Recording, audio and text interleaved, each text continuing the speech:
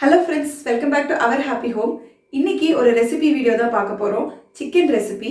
இதுல என்ன ஸ்பெஷல் அப்படினு பாத்தீங்கன்னா மொத்தமே 3 டேபிள்ஸ்பூன் ஆயில் தான் இதுல யூஸ் பண்றோம். ஆனா டீப் ஃப்ரை பண்ண சிக்கனுக்கு ஈக்குவலான டேஸ்ட் இதுல கண்டிப்பா இருக்கும்.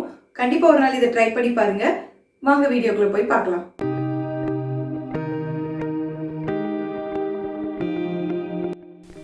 இந்த ரெசிபிக்கு ஒரு 4 ல இருந்து 5 சிக்கன் லெக் பீஸ் எடுத்துர்க்கேன்.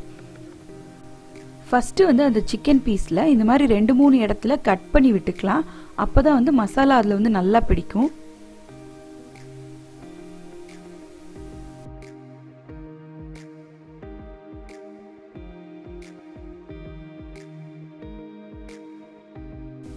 அதுக்கப்புறம் கட் பண்ண சிக்கன் பீசஸ் எல்லாம் ஒரு பவுல்ல எடுத்துட்டு அது கூட ஒரு 1/2 டீஸ்பூன் மஞ்சள் தூள்,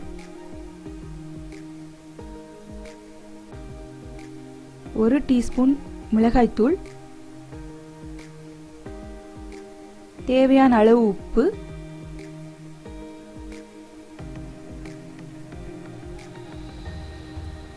ஒரு டீஸ்பூன் இஞ்சி பூண்டு பேஸ்ட்,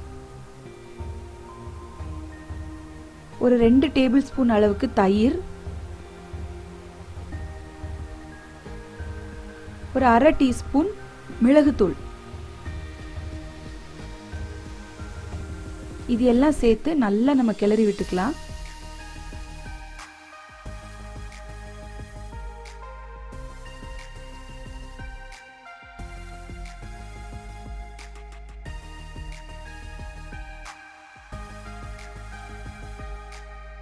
இப்போ ஒரு கடாயில 3 டேபிள் ஸ்பூன் ஆயில் விட்டுக்கலாம்.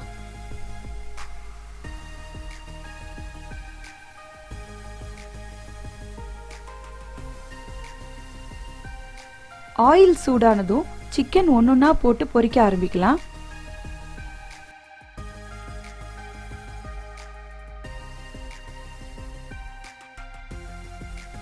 சிக்கன் கூட இருந்த அந்த எக்ஸ்ட்ரா மசாலாவையும் அது கூடயே நம்ம சேர்த்துக்கலாம்.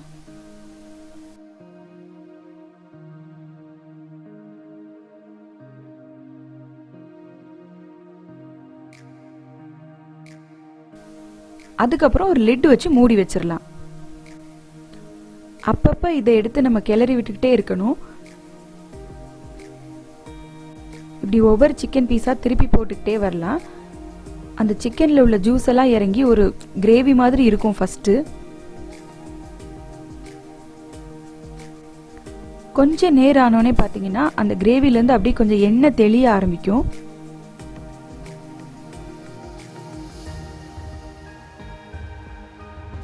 கொஞ்ச நேரம் ஆனோடனே பார்த்தீங்கன்னா அந்த மசாலா எல்லாமே கொஞ்சம் கொஞ்சமாக அந்த சிக்கனோட திரும்பவும் சேர ஆரம்பிக்கும்.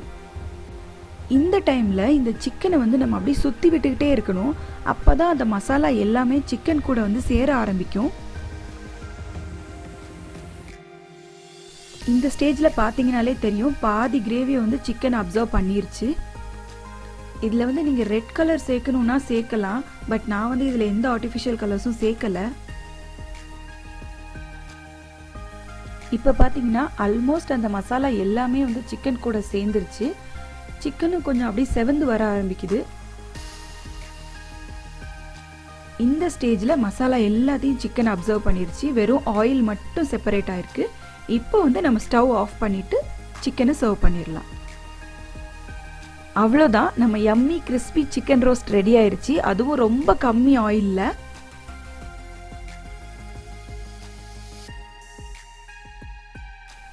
கடைசியில் அந்த ஆயிலுமே பார்த்தீங்கன்னா கடாயில் செப்பரேட் ஆகி நிற்கும். கண்டிப்பாக இந்த ரெசிபி உங்கள் வீட்டில் ட்ரை பண்ணி பாருங்கள். ட்ரை பண்ணி பார்த்துட்டு எப்படி இருந்ததுன்னு கமெண்ட் செக்ஷனில் சொல்லுங்கள். இந்த வீடியோ உங்களுக்கு பிடிச்சிருந்துச்சுன்னா லைக் பண்ணுங்கள், ஷேர் பண்ணுங்கள், அவர் ஹாப்பி ஹோம்க்கு சப்ஸ்கிரைப் பண்ணுங்கள்.